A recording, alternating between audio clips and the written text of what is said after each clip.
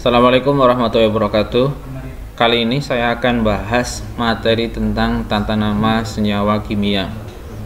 Tata nama senyawa kimia digunakan untuk memberikan nama berbagai macam senyawa kimia yang didasarkan pada aturan IUPAC atau International Union of Pure and Applied Chemistry, organisasi internasional yang mengatur bagaimana suatu zat itu diberikan penamaan.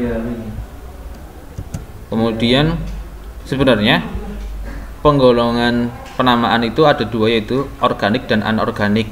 Yang anorganik itu termasuk dalam ini asam basa, senyawa kovalen, dan senyawa ion.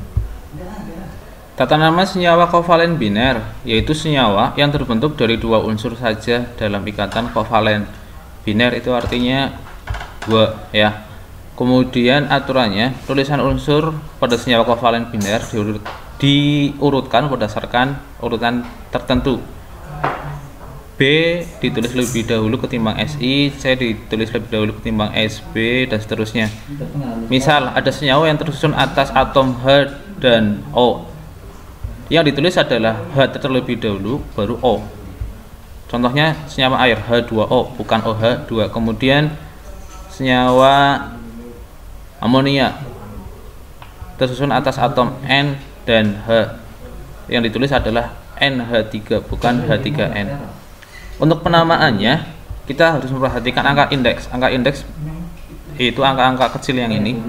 Nah, disesuaikan. Kalau angka indeksnya 1, 2, 3, monoditri, 4, 5, tetrapenta, 6, 7, 8, heksa, hepta, okta, 9, 10, nona, deka. Contohnya di sini. CO, C-nya ada 1, O-nya ada 1.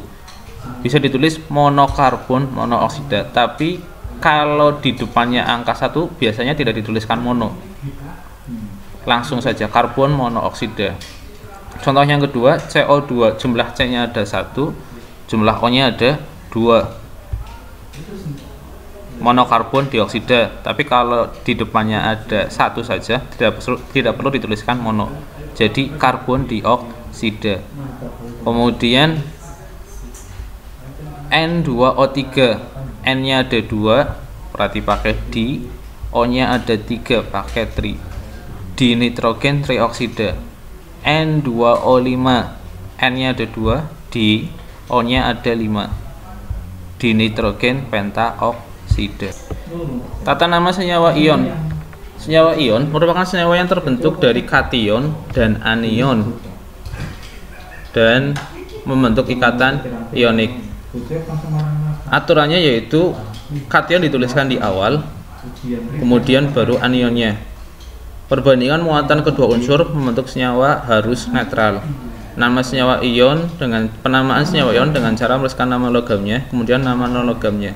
Contoh di sini ion natrium, ion klorida membentuk natrium klorida. Kation itu ion positif dari unsur-unsur logam yang kehilangan muatan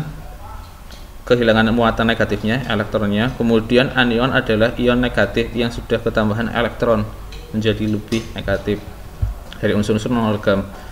Beberapa contoh ion positif atau kation yaitu seperti ini. Untuk golongan 1A berarti plus 1, golongan 2A plus 2. Kemudian nanti untuk beberapa unsur logam yang lain, unsur-unsur transisi itu punya muatan lebih dari 1. Contohnya ini, Cu bisa plus 1, bisa plus 2.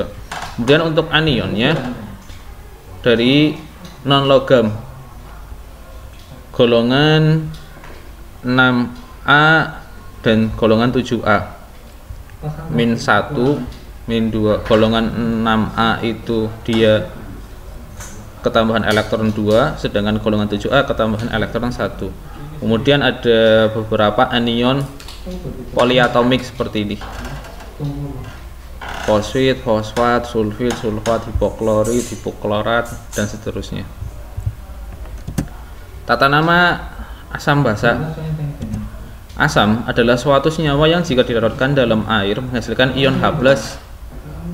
Aturan penamaan asam dengan menyebut atom H dengan kata-kata asam. Contohnya ini, HCl, H-nya disebut asam. Cl adalah klorida, asam klorida. H2SO4 hanya disebut asam sulfat. SO4 itu kan dari ion sulfat. Kemudian CH3COH asam asetat, dan seterusnya. Basa adalah suatu senyawa yang jika dilarutkan dalam air menghasilkan ion OH-. Aturan penamaannya, OH-nya disebut hidroksida. NaOH, Na-nya natrium, OH-nya hidroksida. MgOH 2 kali, Mg-nya magnesium, OH-nya hidroksida. AlOH 3 kali, aluminium hidroksida. Tambahan lagi yaitu garam. Garam adalah suatu senyawa yang dihasilkan dari pencampuran atau reaksi antara senyawa asam dengan basa. Asam dan basa dicampurkan, direaksikan, hasilnya disebut garam. Contohnya di sini, asamnya asam klorida, basanya natrium hidroksida, menghasilkan apa? Garam NaCl, natrium klorida plus air. Contoh nanti, asam klorida ditambahkan dengan MgOH 2 kali, berarti garamnya adalah magnesium klorida. Asam sulfat direaksikan dengan natrium hidroksida, nanti garamnya adalah natrium sulfat, dan seterusnya. Tata nama senyawa organik. Tata nama senyawa organik adalah tata nama senyawa karbon dengan sifat tertentu dan ditulis dengan nama lazim. Contohnya ini, CH4 namanya metana, etana, propana, butana, metanol, dan sebagainya. Ini nanti kalian pelajari pas masuk ke materi senyawa hidrokarbon. Terima kasih. Assalamualaikum warahmatullahi wabarakatuh.